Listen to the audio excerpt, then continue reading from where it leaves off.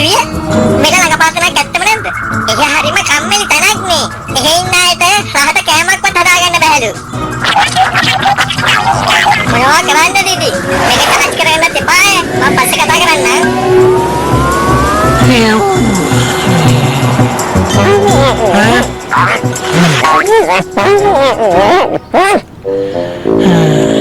John තව ටිකකින් එයි. ඇවිල්ලා කෑම හදලා දෙයි. මම ඡායන් වෙලාවකින් කාලා නෑ බඩගින්නේ. පැය 4 පැය 2යි විනාඩි 15යි තප්පර 2යි 3යි මොකද? අයියෝ ජෝන් දැන් එන්න ඕනේ. මොකද මේ කරන්නේ? එයා මොකද අලුත් ජොබ් එකකට ඇප්ලයි කරලානේ ඒකයි. එයා ගියපු වැඩේ හරි ගිහිල්ලාද නැද්ද කියලා මට මූණ බලපුව ගමන් කියන්න පුළුවන්. වැඩේ අප්සෙට් ගිහිල්ලා ෂුවර් තමයි. මං ඉක්මනට රෑ කෑම ටික හදන්න. ඉක්මනට නැයිද ඉක්මනට ඇවිදගෙන එන්න එපා නිකන් මොකද්ද වගේ ඇවිදගෙන එන්නේ. දැන් ඔය ගිහිල්ලා රහට කෑම හදයිද? දැන් ඔය මූඩ් එකේ හැටියට හදන කෑමක් කිසිම රසක් නැහැ ඒක මන් දන්නවා. කටේ තියන්න බෑ කියලා විසි කරන්න එපා. විසි කරනවා නම් ඒක මට දෙන්න. සමහර වෙලාවට එයා හදන කෑම බලන්නත් කැත. ඔයා බලලා කියන්න මොනවද මේ හදලා තියෙන්නේ? මස්ද මාළුද මොකද්ද? අනේ මන්ද මේක පුදිමකටත් නෑ සලාදයකටත් නෑ කණ්ඩත් බෑ. මේ බඩගින්නේ මගේ ඔළුව කරකිනවා මං කෙසෙල් ගෙඩියක් කාලා ඉන්නම් මේ ඔයාටත් ඕනනම් කෙහෙල්ලෙල්ල කරන් ඉන්න හරිද? කාටුන් චිත්‍ර අඳිනායට දැන් ඉස්සර වගේ රස්සාවල් නැහැ. හලෝ මං ජෝන් කතා කරන්නේ. හලෝ ජෝන් මං ප්‍රසිද්ධ සූපවේදී එඩි කෑමදාස. මාව දන්නවනේ. මං හැමතැනම ප්‍රසිද්ධයි. ප්‍රසිද්ධ කෑම විචාරක කෑම ලෝලියා. ඒක නෙවෙයි මට දැනගන්න ලැබුණා ඔයා හොඳ චිත්‍ර ශිල්පියෙක් කියලා. ඔව් මං ඉස්සර චිත්‍ර ඇඳලා. නෑ මං කිව්ව දැනුත් අඳිනවා. මං ආකර්ෂණීය වැටුපකට චිත්‍ර ශිල්පියෙක් හොයා ඉන්නේ. මගේ අලුත් ඉවුම් පියුම් පොතේ කෑම වල චිත්‍ර අඳින්න. ආකර්ෂණීය වැටුපක්? හැබැයි ජෝන් මහත්තයා ඔයාට හොඳට කෑම උයන්න පුළුවන් වෙන්න ඕන. චිත්‍ර අඳින වැඩේට මොකටද කෑම උයන්න පුළුවන්ද කියලා අහන්නේ. ඒක ඉතින් දැනගන්න ඕන මගෙන් අහන්න එපා. නැත්නම් මට රසට යන්න පුළුවන්. ඒකනේ මං කෙහෙල් ගෙඩි කන්නේ. මේම කරමු. අද රෑ කෑමට මං ඔයාලා ගෙදර එන්නම්. එතකොට ඔයාගේ දක්ෂතාවය රස විඳලා බලලම ආකර්ෂණීය වැටුපකට ඔයාව මට වැඩට ගන්න පුළුවන්. ගෙදරට එන විදිය දන්නවද? හොඳයි. එහෙනම් රැට හමු වෙමු. ගාෆිල් ආකර්ෂණීය වැටුපක් එක්ක රස්සාවක් ලැබෙන්නයි යන්නේ මට. ඔයාට ඒක කරන්න පුළුවන් ජෝන්. මට කරන්න තියෙන හොඳ රහට කෑම වේලක් හදන එක. ඒක නම් ඉතින් කරන්න බෑ. හරි ඕන කරන දේවල් ගොඩක් තියෙනවා. මං ඉක්මනට මාකට් එකට ගිහලා බඩු අරගෙන එන්න ඕන. ගෙනල්ලා රහට හදන්නත් ඕන. ඉන්න මං ඉක්මනට ගිහලා එන්න. කෙහෙල් එළි වලින් වගේ කෑමක් නම් මෙයා හදයි.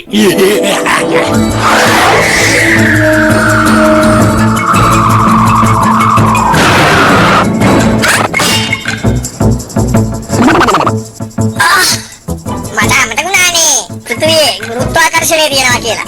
බලමු මොනවද තියෙන්නේ කියලා. ජෙවල්, ගස් මේක චාර්ජ් කරගන්න තරකොත් බලමු.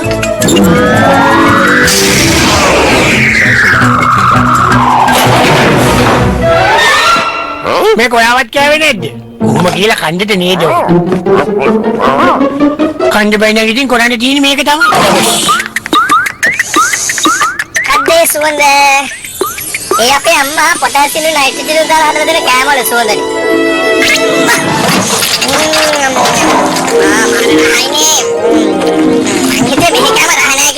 ඔයා ඒකට කැමති? ඔයා මේ මොනවද කියන්නේ පෘථිවි පූසෝ? මේ චක්‍රාවාටේ මං කාපු රහම කෑම මේක.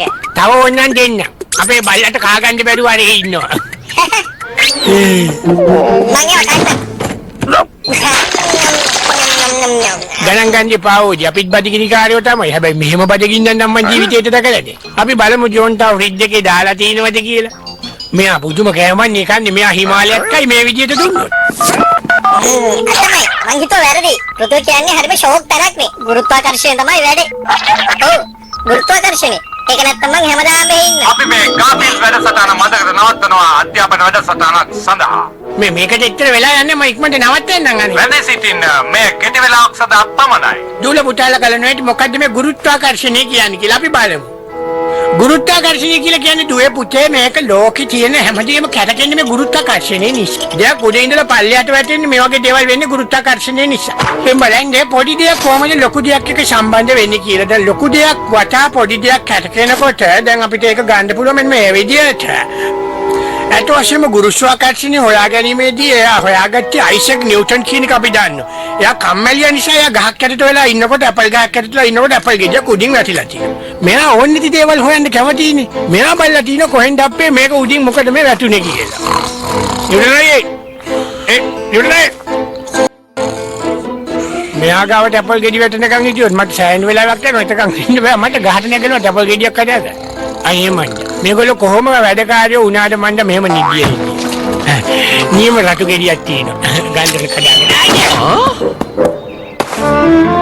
මොකද උනේ? මම නිදාගෙන හිටියේ. මගේ පූසක් ගහ උඩ ඉඳන් බිමට වැටුණා. මට තියෙන ප්‍රශ්නේ තමයි ඔයා ගහ උඩ ඉඳලා ඇයි බිමට වැටුනේ කියන එක. ඒක තමයි මගේ නිගමනය. ගුරුත්වාකර්ෂණය නිසා කිසිම දෙයක් බිමට නොවැටි බේරෙන්නේ නැහැ. ඔන්න එදා තමයි අයිසැක් නිව්ටන් මහත්තයා ගුරුත්වාකර්ෂණය කියන දේ ලෝකෙට හොයලා දුන්නේ. ගුරුත්වාකර්ෂණය නිසා මේ ග්‍රහලෝකෙ එක තැනක තියෙන්නේ. ඔන්න එදා ඉඳලා ලෝක ප්‍රසිද්ධ වෙනවා ගුරුත්වාකර්ෂණය හොයාගත්තා කියලා. නමුත් පුෂෙක් මේ කතාවට දාලා නැහැ. දන්නවනේ ඉතින් මේවා කැපිලි තියෙනවනේ. මම මේ උත්සාහ කරන්නේ ඔබට අධ්‍යාපන දැනුමක් ලබා දෙන්න. මොකද වැඩසටහනක් ඇතුලේ ඒ වගේ දේවල් කෙරෙන්න ඕනේ. එහෙම නැතුව වැඩක් නෑ. අපි ලබන සතියේත් බලමු. එතකන් අපි ආපහු කතාව තියමු. මේ ගුරුත්වාකර්ෂණය හරි වදයක් නේ. ඒකනේ මට ඇවිදින්න වෙලා තියෙන්නේ. ඒක නැත්තම් මං කොච්චර නිදහස්ද? හරි. මාගාව තියෙන මේ මැෂින් එකෙන් ඒක తాවකාලිකව නැති කරමු.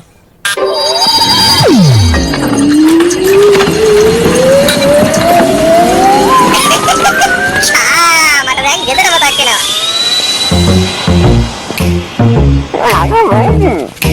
ජෝන් කේක් එකක් හදලා වන් එකට දාලා. ඊයේ සැරේ හදපු එක නම් කටේ තියන්න බෑ රබර් වගේ. මේ සැරේ බලමු. නියම පිපික්කම.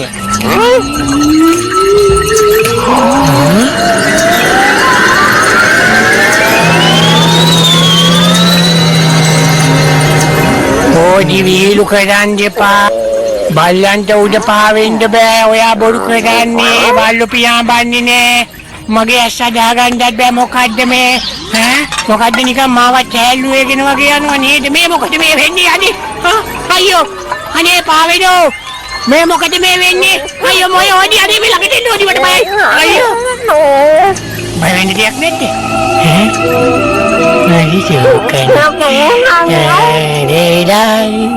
මේ මං වෙටින්නේ ඕඩි මේ? අපි කරකෙමු ඕනේ. අයියෝ මේ හදිසි නිසා ගන්න ගිය බඩුත් අමතකුණා. දැනටමත් එඩි මහත්තයා මගේ එනවත් ඇති. එයා මගේ කැම වලට කැමති වුණොත් ආකර්ෂණීය වැටුපත් සහිත රස්සාව මගේ අතේ. වෙලාවට කැම ටික හදාගන්න පුළුවන් ඊට මන්ද.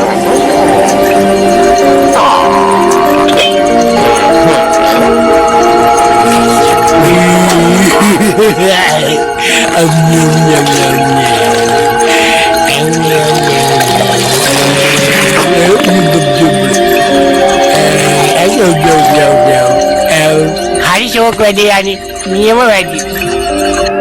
මන්ද ඇවිල්ලා ඉන්නේ ජෝන්. කො දොර අරින්නේ නැද්ද? මං කැමති නෑ කිව්වහම කිව්ව වෙලාවට වැඩ කරන්නේ නැති අයට. ඉතින් මට වෙලාවට බැවිලානේ. දැන් මම මොකද කරන්නේ? පිටපස්ස දොරින් හොරින් යන්න ඕනේ. පාවී ජෝන් කොහමද? අපි මේ පාවි යනවා මේ. මගේ තක්කලි ටික, කැරට් ටික, පලාමිටිය. රුපියල 5 කරාට පස්සේ සේරම පාවින්න පටන් ගත්තා. මගේ යානේ දැන් චාර්ජ් එකක් ඇති. වෙලාවත් හරි මං හිතන්නේ. ජෝන් කො ගෙදර කවුරුවත් නැද්ද? ජෝන් කො මගේ රෑ කෑම ලෑස්තිද? එතකොට කවුද එනවා වගේ? මං හිතන්නේ මාත් දැන් ගියා නම් හරි. ගුරුත්වය අපව තිබ්බ තැනටම ගන්න ඕනේ.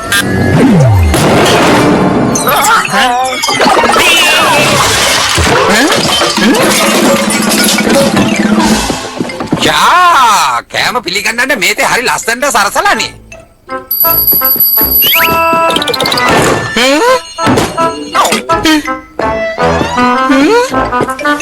සලාද වෑංජනෙත් ආසින් වැටලා වගේ ලස්සනට තියෙනවා. අයි අපිව සලාද වෙලා ඉන්නව පේන්නේ නැද්ද මෙතන? යා ඔය අනිත් වෑංජනත් හොඳට සූදානම් කරලා තියෙනවානේ. මං හිතන්නේ ඒක දැන් රත් කරන්න විතරයි නේ තියෙන්නේ. රත් කරන්න? ඔව් මම රත් කරන්න තමයි හිටියේ. උයෝ හිටපු නිසා එඩි මහත් එනවා ඇහුනෙත් නැහැ. කමක් නැහැ. ඔයා ඔය වෑංජනේ හදනකම් මම මේ එළවලු සලාදේ රස බලන්න. හොඳට චාර්ජ්. මට දැන් යන්න පුළුවන්. මං කොහොමද දන්නේ ඕඩි? මට තේරෙන්නේ නැහැ මොකද වුනේ කියලා. හැබැයි මං දන්නවා දැන් කවුද කලේ කියලා. ඒ මල්ලි මේ ඉන්න මොකද්ද යා කලේ යන්නේ? උඩ පාවෙන්න මොකද්ද යා කලේ? මේ ඔයා නේද ඒක කලේ? මං තමයි. ඔයගොල්ලෝ විනෝද උදානේ. ඔයගොල්ලෝ කෑම නම් නියමයි. ආපහු දවසක බැලද මට ඒ වගේ කෑමක් හදලා දෙන්න. මං ආය දවසක එන්නම්. හැබැයි ඉතින් අපි උඩාරින්න ඕනේ. ඒක සුළුයක් නේ. එහෙනම් මං ගියා. බයි. ඒක නම් නියමයි. හැබැයි ඉතින් මේ බඩු මිල වැඩි වෙන හැටියට අපි නිකන්ම උඩ යන්නේ. පුදුමේ කියන්නේ ජෝන්ගේ කෑම කාලා නිකන්ම උඩ යන්න පටන් ගත්තනේ. ජෝන් මේ කෑම ටික නම් හරිම විශිෂ්ටයි. මේ කෑම එකත් ලෑස්ති එඩි මහත්තයා. යා සුවඳට මගේ බඩ පිරුණා. හරිම ෂෝක්. මං මට ආකර්ෂණීය වැටුපක් නෙවෙයි සුපිරි ආකර්ෂණීය වැටුපක්ම දෙන්නම්. ඈ අපිට කන්න බැරි ඒවා කන කට්ටියක් ඉන්නවා. බඩු වල ගණන් ගැව්වම කොහමදක් දැන් උඩ යනවා. මේ අපි අපේ යාළුවට කියමු ඒ මේ මෙහෙ බඩු මිල පොඩ්ඩක් පස්සෙලා දෙන්න.